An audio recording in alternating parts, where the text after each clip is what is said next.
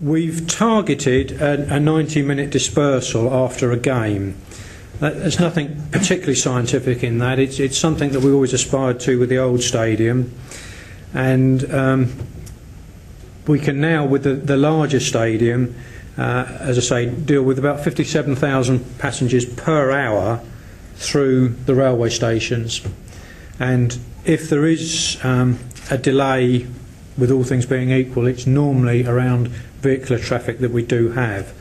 The schemes that we put in for the area, strangely, at one time we were putting in to facilitate vehicular movement on the highway network. Our schemes these days are similar, but they're for a completely different purpose. They are to protect the vast pedestrian movements from the occasional vehicle. So in that sense, it's gone, as I say, a completely different emphasis.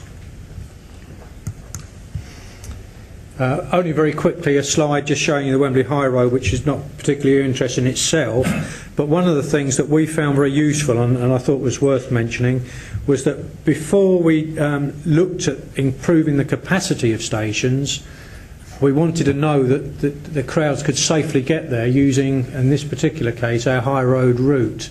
We'd got some wide footways on the north side, not particularly wide on the south side, and we found very valuable a consultant study to give us some idea of whether the footway widths could accommodate the likely surges and movement of pedestrians without infringing on the carriageway to the extent that we might have to stop vehicular movement on the main road.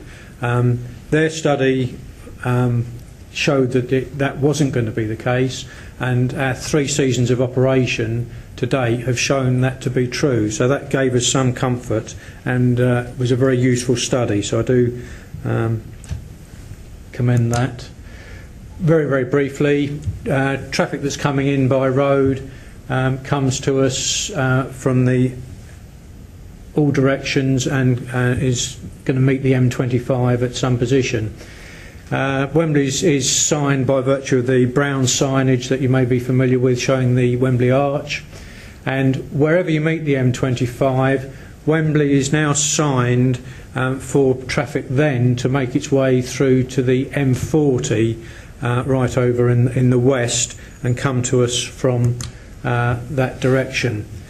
That is particularly because that's a convenient route in terms of capacity, but also because locals may be aware that also in the next 10, 15 and even 20-year period there's a lot of work going on at Staples Corner, Brent Cross, and we wanted traffic to be familiar with not coming through that particular area. So that was one of the reasons for our routing.